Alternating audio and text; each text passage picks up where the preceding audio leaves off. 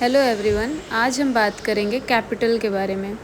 Capital वो amount होता है जो ओनर इन्वेस्ट करता है फर्म में, चाहे वो कैश के फॉर्म में इन्वेस्ट करे या फिर एसेट्स के फॉर्म में इन्वेस्ट करे।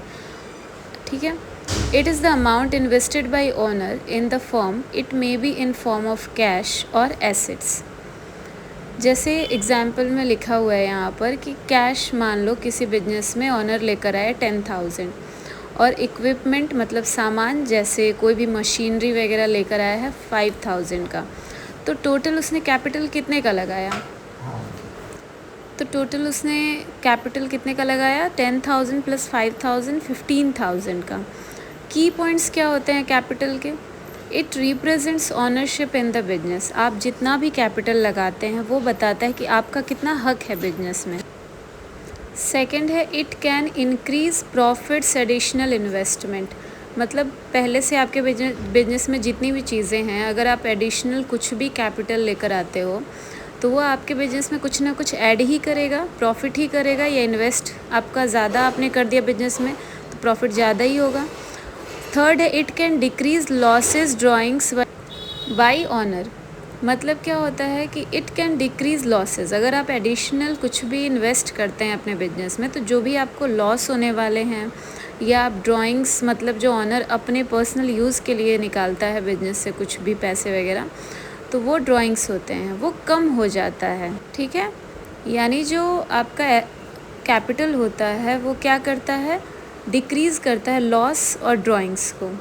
फॉर्मूला अगर हम देखें तो इसका होता है, अगर कैपिटल आपको कैलकुलेट करना है तो एसेट्स माइनस लाइबिलिटीज़ अगर हम करेंगे तो हमारा क्या निकलता है? कैपिटल निकलता है। ठीक है। एसेट्स और लाइबिलिटीज़ के बारे में हमने पहले भी डिस्कस कर लिया है। तो ये है फॉर्मूला आपका कैपिटल कैलकुलेट करने का। आगे हम बात करेंगे types of capital in accounting. हम अकाउंट्स में कितने टाइप्स के कैपिटल पढ़ेंगे। तो फर्स्ट होता है फिक्स्ड कैपिटल।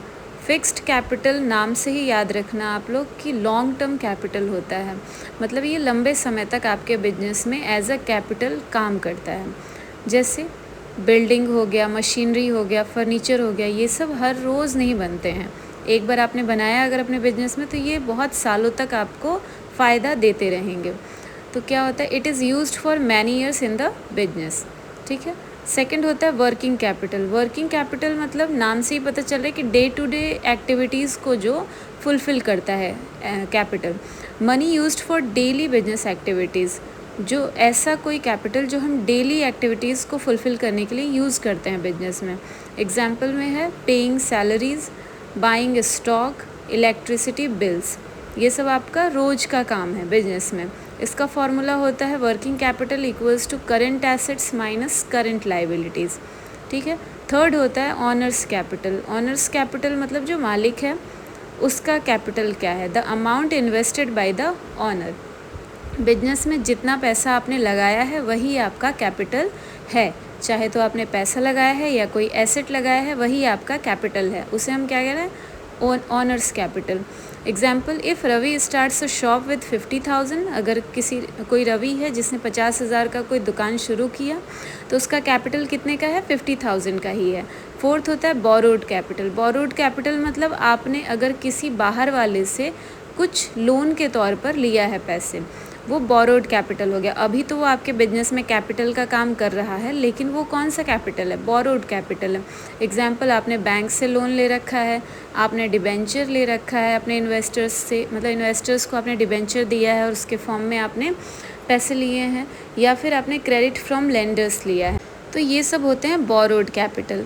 ठीक है। बोरोड कैपिटल वही है जो आप बाहर वालों से पैसे ले रहे हैं कैपिटल के फॉर्म में। Thank you.